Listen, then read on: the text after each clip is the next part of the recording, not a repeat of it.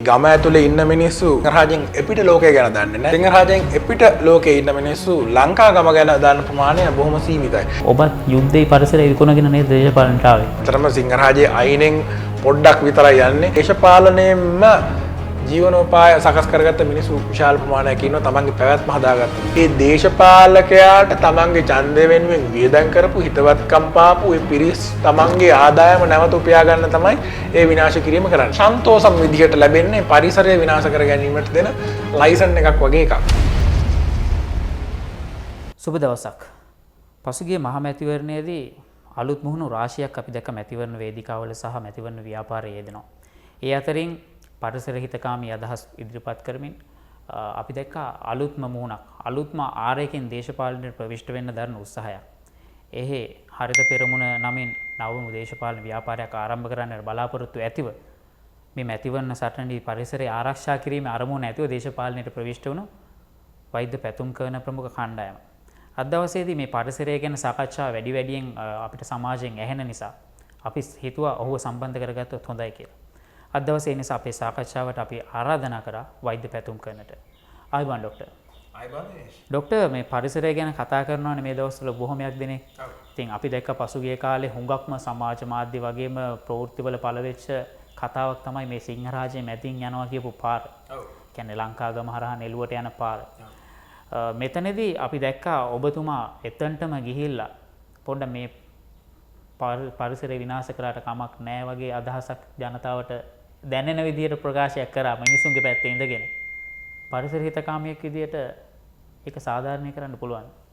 ඔව් අතන සිංහරාජ ගැටලුවේ ලොකම ගැටලුව තියෙන්නේ මිනිසුන්ගේ නොදැනුවත්කම. එකක් තමයි මේ ගම ඇතුලේ ඉන්න මිනිස්සු රට ලෝකයේ සිංහරාජෙන් එපිට ලෝකය ගැන දන්නේ නැහැ. සිංහරාජෙන් එපිට ලෝකයේ ඉන්න මිනිස්සු ලංකා ගම ගැන දන්න ප්‍රමාණය බොහොම සීමිතයි. ඉතින් ගොඩක් කට්ටිය තමන්ගේ මතය ඉදිරිපත් කරන්න හේතුනේ යම්කිසි ඡායාරූපයක් එහෙම නැත්නම් Facebook එකේ කවුරු හරි ලියපු විස්තරයක් යන කාරණා දිහා බලලා. ඉතින් එහෙම ඇසෙස්මන්ට් එකකට ගිහිල්ලා අපිට ඇත්තටම යථාර්ථය පිළිබඳ අවබෝධයක් ගන්න බෑ.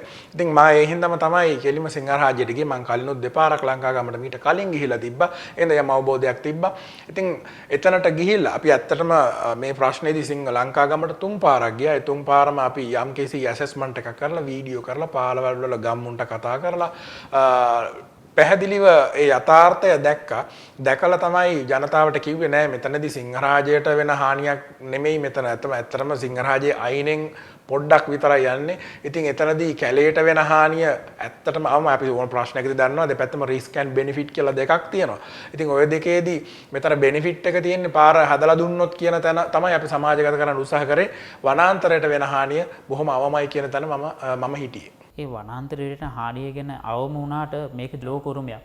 ඒ අවමේ ඇතුලේ ලෝකයටම අයිති වෙන ලෝකයටම එකෙක් විතරක් ඉතුරු වෙන සත්තු නැති වෙන්න ඉඩක් නැද්ද? මේ තියෙන කොටසේදී එහෙම වෙන්න ඉඩක් නැහැ. හේතුව මේ පාර කිලෝමීටර් 18ක් දිගයි. ඒ දිග ඇතුලේ වනාන්තරය තුලින් යන කොටස තියෙන කිලෝමීටර් 1.1ක් පමණයි. ඒ 1.1 දැනටත් ට්‍රැක්ටර් යනවා. 1.1 දැනටත් අඩි 12ක් විතර පළලට පාර තියෙනවා. අඩි 8ක් වෙන්න කොන්ක්‍රීට් එක දාලා තියෙනවා.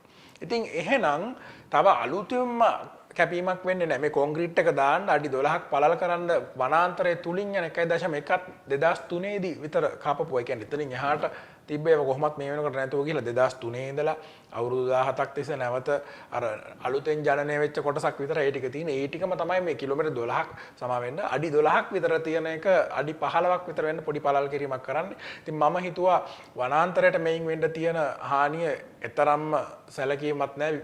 විශාල වශයෙන් මේ ලංකාගම ආශ්‍රිතව ලොකු ජනාවාසයක් බිහි වෙලා තිබෙනවා කාලාන්තරයක් තිස්සේ. ඉතින් එහි ඔවුන්ගේ ලොකු මැසිවිල්ලක් දුක් ගැනවිල්ලක් තියෙනවා මේ පාර ලබා ගැනීම වෙනුවෙන්. එහෙනම් මම හිතුවා මේ අවස්ථාවේදී අපි අර රිස්ක් එකයි බෙනිෆිට් එකයි බැලුවාම මේ මිනිසුන්ට පාර දෙන එක තමයි වඩා සාධාරණ සහ වටින දේ කියලා. ડોක්ටර් අපි දකිනවා පසුගිය මැතිවරණයේදී ඔබ දේශපාලනයට එන්නේ ඔබ යුද්ධයේ ඉදිරි පෙළේ හිටපු වෛද්‍යවරයෙක් විදියට ප්‍රකාශ කරනවා. ඒ වගේම ගස් 65ක වගේ ප්‍රමාණයක් හිටෙව්වා කියලා ඔබ ප්‍රකාශ කරනවා. මේ විදිහට යනකොට ඔබත් මේ යුද්ධයේ පරිසරයේ වගේ සාම්ප්‍රදායික දේශපාලකයෝ වගේම ජාති ආගම විකුණනවා වගේම ඔබත් යුද්ධයේ පරිසරය විකුණගෙන නේද දේශපාලනට ආවේ? මම දේශපාලනය අලුත් තාරකට ගෙනියන්න හදන කෙනෙක් විදිහට මම රට වෙනුවෙන් කරලා තියෙන්නේ මොනවද කියලා මට අනිවාර්යයෙන්ම ජනතාවට කියන්න වෙනවා. හේතුව මේක මම නිකන් මේ එක්සිකියුටිව් ලෙවල් එකේ පාර්ලිමේන්තු මන්ත්‍රීවරයෙකුගේ රැකියාවක් ඉල්ලන්නේ ජනතාව තමයි ඉන්ටර්වයුව බෝඩ් එකේ. ඉතින් මේ සම්මුඛ සාකච්ඡාවයි ඡන්දෙදි වෙන්නේ. ඉතින් මම ආසතු සියලුම හැකියාවන් මම මේවා කරලා තියෙනවා මේක තමයි මගේ ධාරිතාවය කියලා දැනගන්න පුළුවන් වෙන්න මේ ඒකට ඒ සම්මුඛ සාකච්ඡාවට පිළිතුරු දීමක් කළේ. දැන් අපි රැකියාවකට යනකොට අපි දන්නවා අපි ගිය පාසල උසස් පෙළ ප්‍රතිඵල මොනවද කැම්පස් ගියාද අමතරව මොනවද එක්ස්ට්‍රා කරිකුලර් ඇක්ටිවිටීස් මොනවද කරලා තියෙන්නේ ඔය විදිහට අපි විශාල වශයෙන් අපි සතු හැකියාවන් සම්මුඛ සාකච්ඡාවේදී ඉන්ටර් බෝඩ් එකට ඉදිරිපත් කරනවා. ඉතින් මම දැක්කේ මෙතනත් ජනතාව කියන්නේ ඉන්ටර් බෝඩ් එකක් මාව දන්නේ නැහැ. ඉතින් මම කවුද කියලා මගේ ධාරිතාවය මොකක්ද කියලා පෙන්වන්න මම මොනවද කරලා තියෙන්නේ මම කවුද කියන එක පෙන්වන්න මම කරපු හරිය මට කියන්න වෙනවා. ඉතින් ඒක තමයි එතනදී සිද්ධ වුනේ. දැන් ඔබ වැඩ කරපු හරිය ඔබ ජනතාවට කිව්වා. ඒ වගේම ඡන්දයෙන් පස්සේ අපි දැක්කා ඔබ කෝටියකට ආසන්න මුදල් ප්‍රමාණයක් වියදම් කරලා තිබ්බ මැතිවරණ ව්‍යාපාරයට. දැන් මිනිස්සුන්ගේ අතරේ මතයක් තියෙනවා එක්ක වැඩ කරන්න ඕනේ නැත්නම් මුදල් වියදම් කරන්න ඕනේ ඡන්ද දිනන්න නම් කියලා. ඔබ මේ දෙකම කරලා තියෙනවා. නමුත් ජනතාවගේ කතා කිරීම 5000 ගණක් නේද ඡන්ද? ඔව් ඡන්ද ලැබුණේ 5780යි. එතනට හේතු වෙන්න කාරණා මට හතරකට ඕක කියන්න පුළුවන්. පළවෙනි කාරණේ මම ආවේ ස්වාධීන අපේක්ෂකයෙක් විදියට. රටේ තියෙන මතයක් ස්වාධීන වෙලා මුකුත් කරන්න බෑ කියලා. ඉතින් හරි අමාරුයි මේ මතේ බින්දින්න අපි යම් ආකාරයකට ස්වාධීන ඉදිරිපත් වෙන්න හේතුනේ මට අපි හදාගෙන ගිය ජාතික හරිත පෙරමුණට ලියාපදිංචි වෙනකොට තිබ්බ නැති හින්දා අවුරුදු 5ක් බලන් ඉන්නවද නැත්නම් ස්වාධීන හෝ මෙවර එනවද කියන තැනට යන්න ඕන. ඉතින් ස්වාධීන වෙන්න තෝරගත්තා. අපි එහෙම වීමෙන් බලාපොරොත්තුනේ මට දෙන්න ඕන වුණා මේ රටේ තවත් අපි වගේම නැගිටින්න බලාගෙන ඉන්න තව තරුණ කණ්ඩායම් ගොඩක් ඉන්නවා. තරුණ නායකයෝ ගොඩක් ඉන්නවා. ඒ අයත් විශ්වාස කරනවා මේක තනියෙන් කරගන්න බැරි වෙයි කියලා. ඒ අයත් ඒ හින්දා එක්ක දේශපාලනයෙන් ඈත් වෙනවා හැමදාම මේ තියෙන සාම්ප්‍රදායික ප්‍රවාහයට වැටෙනවා. ඉතින් මට ඕන වුණා මෙහෙම නැතුව නැගිටින තරුණෙක් විදිහට අනිත් අයට ආදර්ශයක් වෙලා පෙන්නන්න. ඒ හින්දා තමයි ස්වාධීනව තනියෙන් නැගිටින්න පුළුවන් කියලා මේ අපි බොහොම හොඳ කැම්පේන් එකක් කරලා රටට පෙන්නුවේ. ඉතින් ඒ වෙනුවෙන් යම් වියදමක් දරන්න වුණා. දෙවෙනි කාරණේ වියදම ගත්තාම රුපියල් කෝටියක් විතර මම වියදම් කරන්න බලාපොරොත්තු වෙන්නේ නැහැ. නමුත් වියදම් කරන්න සිද්ධ වුණා අවසානයේදී. අපි දන්නවා සාපේක්ෂව පාර්ලිමේන්තු මන්ත්‍රීවරයෙක් කෝටි 5 විතර ඉඳලා කෝටි 30 40 දක්වා වුණත් මට්ටමකට වියදම් කරනවා ඡන්දයක් වෙනුවෙන්. ඉතින් එච්චර මට්ටමකට යන්න අපිට හැකියාවක් නැහැ. මොකද මේ මට්ටමට යනවා නම් අපි තුමු කෝටි 30කට විතර මට්ටමකට යනවා නම් ඒක උපයා ගන්නත් යම් ක්‍රමයක් තියෙන්න ඕනේ. ඉතින් එහෙනම් අනිවාර්යයෙන්ම ඒක සාධාරණව වැටුප විතරක් ලබලා උපයන්න බෑ. එහෙනම් එයාට ඉතින් එහාට ගිය යම් දූෂණ වැඩපිළිවෙලකට යන්න වෙනවා. ඉතින් එහෙම වුණාවක් මට තිබ්බේ නැහැ. ඉතින් මම රුපියල් කෝටිය කියන සීමාවටත් බොහොම අමාරුවෙන් ටච් කරේ. කියන්නේ ලක්ෂ 85ක් මගේ අතින් පුද්ගලිකව වියදම් කරා ලක්ෂ 15ක් විතර යාළු මිත්‍රාදීන්ගෙන් ලැබුණා. ඉතින් ඒ සුළු මුදලෙන් තමයි අපිට කැම්පේන් එක කරන්න ඕනේ. එතකොට අර කෝටි 30ක් දීලා කෙනෙක් කැම්පේන් එකක් කරනකොටයි කෝටියක් වියදම් කරලා කෙනෙක් කැම්පේන් එකක් කරනවා. ඉතින් කැම්පේන් දෙක අතර ලොකු වෙනසකුත් වෙනවා. ඉතින් ඒක දෙවෙනි කාරණේ අපිට පහසු වුණ මේක දිනා ගන්න. තුන්වෙනි එක ලංකාවේ දේශපාලනයේ ප්‍රධාන කඳවුරු දෙකක් අපි අනිවාර්යෙන් දකිනවා. කඳවුරු දෙකක් අතර තමයි මේ සටන අනිවාර්යයෙන්ම තියෙන්නේ. ඉතින් අපි මේ කඳවුරු දෙකට ආපු නැති හින්දා කඳවුරු දෙකට නැතුව ස්වාධීනව ආපු හින්දා විශාල වශයෙන් අපිට ඡන්ද අර අපි පාරම්පරිකව ලැබෙන ඡන්ද නැහැ. ඒතර අලුතෙන්ම හදාගත්ත තරුණ ඡන්ද වලින් තමයි මේක ගන්න ඕනේ. ඉතින් එහෙම ඡන්ද අපිට එච්චරටම නිදහස් ඡන්ද හොයාගන්න බැරුව ගියා. හතරවෙනි කාරණේ මේ වෙනකොට ඒ දිනපු පක්ෂයට ලොකු රැල්ලක් තිබ්බා. ලොකු රැල්ලක් තිබ්බා විශේෂයෙන් ජනාධිපතිවරණයත් එක්ක ජනාධිපතිවරයා හරහා උගේ නමත් එක්ක ආපු කීර්තිනාමයත් එක්ක ලොකු රැල්ලක් තිබ්බා. ඉතින් පැහැදිලිවම ඒ රැල්ල හින්දා අර නිදහස් ඡන්ද පවා එතනින් ගැලවිලා යන්න තාම උණුසුම එතන තිබ්බ හින්දා එතනින් ගැලවිලා යන්න අපහසු වුණා. ඉතින් ඒ රැල්ලත් එක්ක තිබ්බ ලොකු රැල්ලෙන් අපිට කෑල්ලක් කඩා ගන්න අමාරු වුණා. ඉතින් ওই කියන කාරණා තමයි මම අපේ පරාජයට හේතු විදිහට දකින්නේ. ඇයි ওই ප්‍රධාන කඳවුරු දෙකත් එක්ක එකතු නොවෙන්න වෛද්‍ය පැතුම් කරන තීරණය කරන්නේ? මම විශ්වාස කරනවා මේ කඳවුරු දෙක ඇතුළෙම රට හදන පාර හොයාගන්න බෑ කියලා. මම කොහොම හරි පාර්ලිමේන්තු යන පාර නෙමෙයි මම හොයමින් හිටියේ රට හදන පාර. ඉතින් රට හදන පාරට එකයි මම කොහොම හරි පාර්ලිමේන්තු යනවා කියන පාරයි දෙකක්. ඉතින් මම කොහොම හරි පාර්ලිමේන්තු යනවා කියන පාර ගියොත් මට අර ප්‍රධාන කඳවුරු දෙක එක්ක එකතු වෙන්න වෙනවා. නමුත් මම විශ්වාස කරන්නේ මේ කඳවුරු දෙක ඇතුළෙම රට හදන පාර තියෙනවා කියලා. විශේෂයෙන් මම බලාපොරොත්තු වෙනවා මේ අපි මේ රට දුවන ක්‍රමයේම සම්පූර්ණයෙන් වෙනස් කරන්න ඕනේ. නිතරම අපි කියන්නේ සිස්ටම් චේන්ජ් එකක් ඕනේ කියලා. මේ සිස්ටම් එක අපි වෙනස් කරන්න ඕනේ කියලා වැඩක් කරගන්න බැරි. ඉතින් ඒ හින්දා මේ සිස්ටම් එක ඇතුළට රිංගලා මම මේ අත්හදා බැලීම කරේ සිස්ටම් එක ඇතුළට නොයා පිටින් ඉඳගෙන මෙතනින් කොහොමද මේ සිස්ටම් එක වෙනස් කරන්න අලුත් පාරක් කපා ගන්න කියන තැන තමයි අපි උත්සාහ කරේ. ඉතින් ඒකයි අර සාම්ප්‍රදායික පක්ෂ දෙකට ගොනු නොඋනේ. සිස්ටම් චේන්ජ් එකක් ගැන ඔබ කතා කරා. මේ අපි දකිනවා දැන් වර්තමාන දේශපාලනයේ බල කඳවුරත් ඒ කියන්නේ පාලක පක්ෂයත් සිස්ටම් චේන්ජ් කරන අරමුණකින් තමයි දේශපාලනයට ආවේ. ඔබ දකින්නවාද එහෙම සිස්ටම් චේන්ජ් එකක් දැන් වෙමින් පවතිනවා කියලා? නෑ නේ එහෙම දකින්නේ නැහැ. මොකද හේතුව මිනිස්සු වෙනස් වුණා.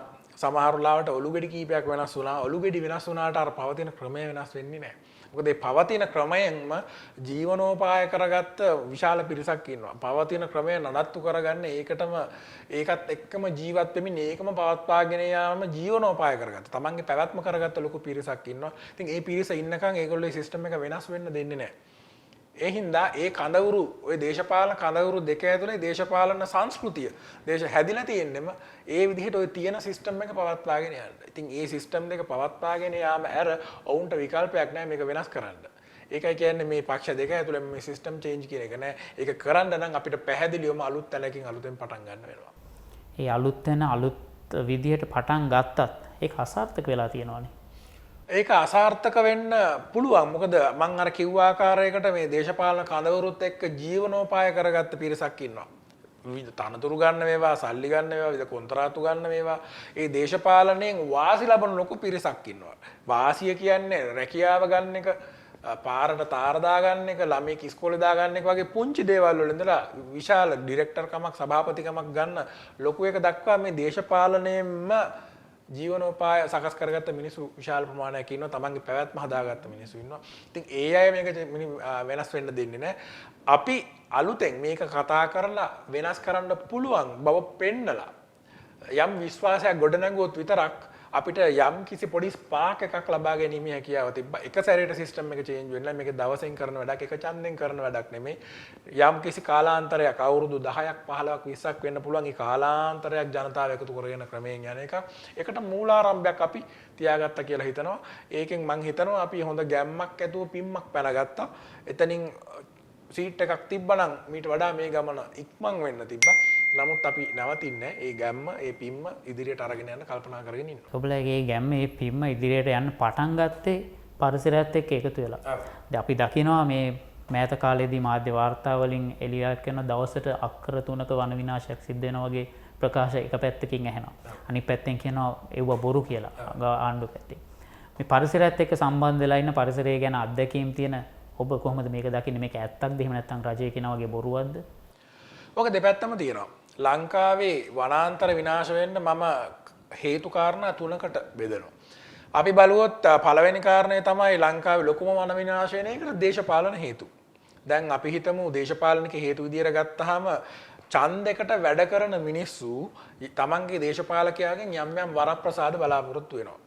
මොකද ඡන්දයකට දේශපාලකයා කෝටි 30ක් වියදම් කරනකොට ඒකට යම් ප්‍රමාණයක් තමන්ගේ වටේ ඉන්න සහායකයොත් වියදම් කරනවා. ඉතින් ඒ අයත් ඒක උකහා ගන්න නැවත කොහෙන් හරි හම්බ කරගන්න උත්සාහ කරනවා. ඇත්තටම දැකලා තියෙන්නේ එහෙම හම්බ කරගන්න උත්සාහ කරන කට්ටියට තියෙන උපක්‍රම අතරින් එක ලොකු උපක්‍රමයක් තමයි පරිසරයේ තියෙන සම්පත් ටික විකුණා ගැනීම. වැලි තියෙන පැතිවල වැලි හැරෙන්නේ. පස් තියෙන කඳු තියෙන පැතිවල පස් කපන්නේ. කැලෑ තියෙනවා නම් ගස් කපන්නේ. ගල් තියෙනවා නම් ගල් කඩන්නේ. ඔක්කොම තැන්වල දේශපාලන ආශිර්වාදය ඇතුව. ඒ හැම එකටම ගම්වල මිනිස්සු දන්නවා ගියාම මේ අර മന്ത്രിගේ යාළුවා තමයි කපන්නේ. මේ අර දේශ ඇමතිතුමාගේ යාළුවා තමයි කපන්නේ. හැමතැනම ওই දේශපාලන හයිය ඇතුව තමයි යම් යම් විනාශයන් සිද්ධ වෙන්නේ. ඉතින් පරිසරයේ යම් කිසි විනාශයක් සිද්ධ වෙනවාද ඒ දේශපාලකයාට තමන්ගේ ඡන්දය වෙනුවෙන් වියදම් කරපු හිතවත්කම් පාපු ඒ පිරිස් තමන්ගේ ආදායම නැවත උපයා ගන්න තමයි ඒ විනාශ කිරීම කරන්නේ. එක්ක ඉඩම් මල්ලා ගැනීමත් ඒකටම අයිති.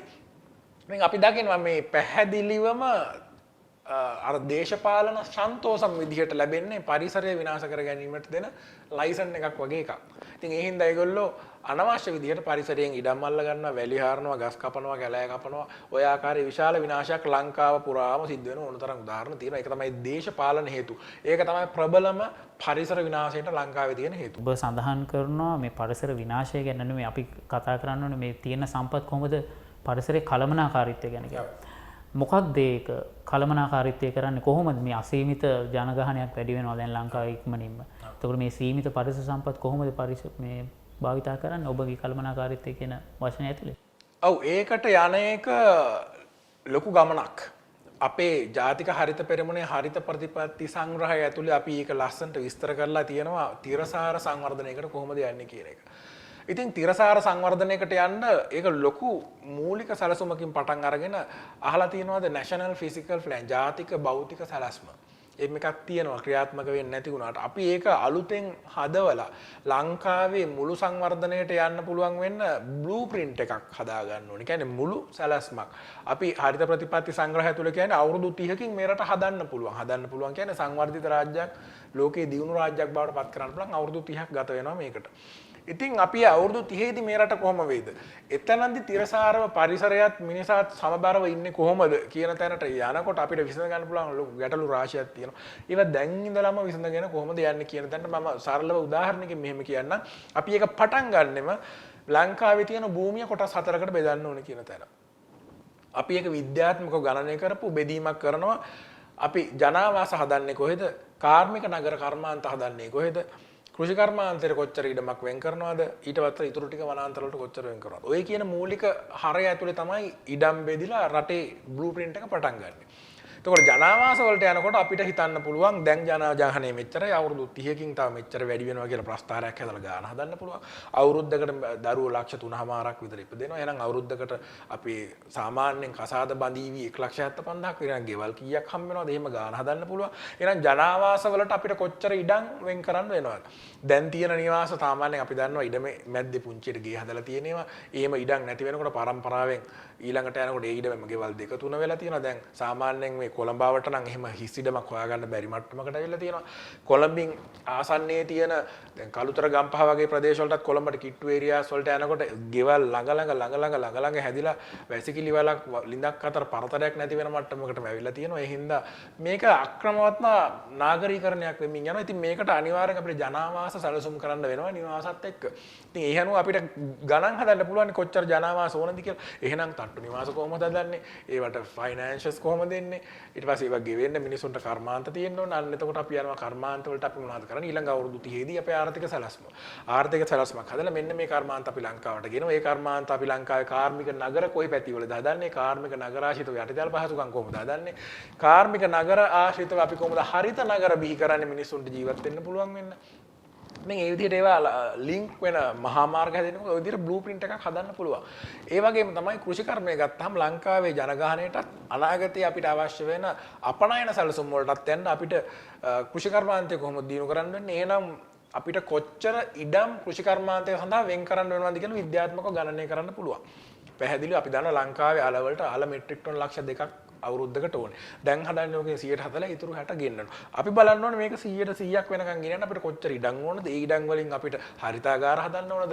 ඇග්‍රිකල්චර් මොඩර්නයිසේෂන් වගේ ටෙක්නොලොජි ගෙනල්ලා මේකේ අස්වැන්න වැඩි කරන ක්‍රම වලට යනවා අපිට ගාන හදන්න පුළුවන්. ඒවා කැල්කියුලේට් කරලා ගාන හදලා මෙන්න මෙච්චරක් කෘෂි කර්මාන්තයේ ඉඩම් යනවා කියලා අපිට වෙන් කරන්න පුළුවන්. අන්න කෘෂි කර්මාන්තයේ ඉඩම් තියෙන හතරවෙනි එක එනවා. ලංකාවේ අනාගතයේ අපිට මොකද දෙන්න ලොකුම පාරිසරික ගැටලු දෙකයි. එකක් තමයි ජල සුරක්ෂිතභාවය පිළිබඳ ගැටලුවක් එනවා. ඊළඟට ක්ලයිමේට් චේන්ජ් එක අපිට සැහැඬ වේගෙන් අපිට ප්‍රහාරය එල්ල කරන්න යනවා. ඉතින් ওই දෙකට මුහුණ දෙන්න අපිට පැහැදිලිව අපිට යම් වනාන්තර ප්‍රමාණයක් ඕනේ. දැනට තියෙන ප්‍රමාණය 128ක් හෝ ඊට අඩුයි කියලා ගණන් හදලා තියෙනවා. අපි මේක 140වත් දක්වා වැඩි කරන්න නම් තව 112කට අපි ඉඩම් කොහෙන්ද ගේන්නේ? ඒකෝර අලුතෙන් වනාන්තර නැවත වනගත කිරීමක් අවශ්‍ය වෙනවා 140 දක්වා ගේන්න. එතකොට ඒක හදන්න මම යෝජනා කරන ක්‍රමයක් තියෙනවා. ඒ තමයි වන්නේ පත්තු වෙනදලා පානම් පත්තුව වෙනකන් තියෙන සීලම වනාන්තර විල්පත්තු වෙනදලා යාලට යනක සීලම වනාන්තර ජාලාකාරව එකතු වෙනවා. පෑන් අයිලන්ඩ් වයිල්ඩ් ලයිෆ් කොරිඩෝර්. පෑන් කියන්නේ මුළු දිවයිනේම පුරා පැතිරිච්ච කියන. එතකොට ඔය අලි මිනිස් ගැටුම් කොටි මිනිස් ගැටුම් ඔක්කොම විසඳන්න පුළුවන් ජාලාකෘත ක්‍රමයක් කරනවා පෑන් අයිලන්ඩ් වයිල්ඩ් ලයිෆ් කොරිඩෝර් නෙට්වර්ක් එකෙන්. ඔය විදිහට අපි ජාතික භෞතික සැලැස්මක් හදා ගන්නවා. ඒක ඇතුලේ කුණු වලින් කොහොමද ප්‍රශ්නේ හදන්නේ? කුණු වලට මොකද කරන්නේ? මගේ අපේ ප්‍රතිපත්ති සංග්‍රහය අනුව කුණු භාවිතා කරලා වනාන්තර වවන දලටම අපි කතා කරලා තියෙනවා යම් කිසි ආකාරයක සැපයුම් ජාලා සහ යම් ක්‍රමවේදයන් හරහා. ඉතින් ඒ වගේ මේක ප්ලෑන් කරන්න පුළුවන් හොඳටම අවුරුදු 30ක් ඇතුළත. ඒ ප්ලෑන් කරොත් ප්ලෑන් එකට අනුව යනවනම් මේ රට අපිට හදා ගන්න පුළුවන් පරිසරයත් මිනිසාත් සමබරව ඉන්න තැනකට එන්න. ඩොක්ටර් හොම කිව්වට දැන් අපි දකින්න ඔක්සිජන් එපා කියන තැනට මිනිස්සුන්ව පත් වෙච්ච රටක් මේක.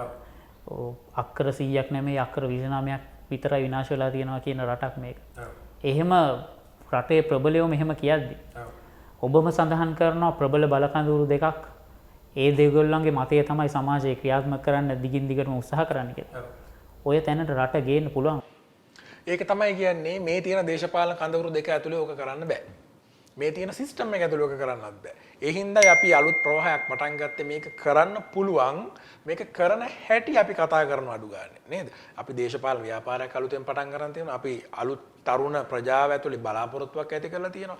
මේක එහෙනම් අපි ඉස්සෙල්ලා කරන්න කලින් කරන හැටි කියන්න ඕනේ. කරන්න අවුරුදු 30කින් පුළුවන්ද කොහොමද කරන්නේ? ඔක අහනවාමනේ. එහෙනම් මේක පුළුවන් බව පෙන්නලා තියෙන්න ඕනේ. ඉතින් අපි මේ පුළුවන් බව පෙන්නලා තියෙනවා.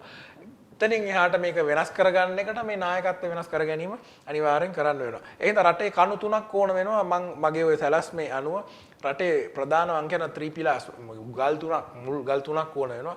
ඒ මුල් ගල් තුන තමයි කාර්යක්ෂම රාජ්‍ය පරිපාලනය, නීතියේ පරමාධිපත්‍ය, දක්ෂ රාජ්‍ය නායකත්වය. ඔය තුනම හදන්න නම් මේ දේශපාලන කඳුරු දෙකෙන් බෑ. මේ පක්ෂ දෙක නැති අලුත් තැනකින් රට පටන් ගත්තොත් විතරයි ඔය තුන හදන්න වෙන්නේ. එතකොට විතරයි රට හදන්න පුළුවන්.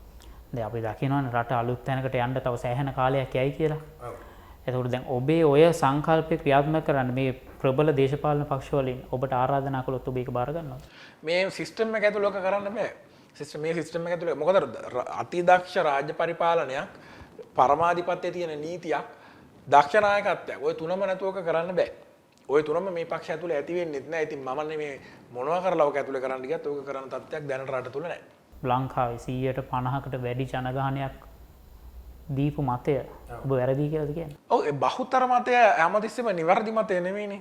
බහුතර මතය නිවැරදි නම් අර මේ දවස්වල ප්‍රසිද්ධ කතාවකුත් තියෙනවානේ බහුතර මතය නිවැරදි නම් රට හැදිලා කියලා. එහෙම වෙලා නැහැනේ. එහෙනම් බහුතර මතය කියන එක නිවැරදි මතය නෙමෙයි. බහුතර මතය නිවැරදි මතයට ලං කරගන්න අපි උත්සාහ කරමින් ඉන්නේ. අත ඒ බහුතර මතය නිවැරදි මතයට ලං කරගන්නට ඔබට ඔබගේ දේශපාලන ගමනට අවශ්‍ය ශක්තිය අපි ප්‍රාර්ථනා කරනවා. සුබ පතනවා ඉදිරි ගමනට. හරිත ජාතික හරිත පෙරමුණට. ස්තුතියි අද දවසේ අපත් සමග සම්බන්ධ වුණාට. බොහොම ස්තුතියි.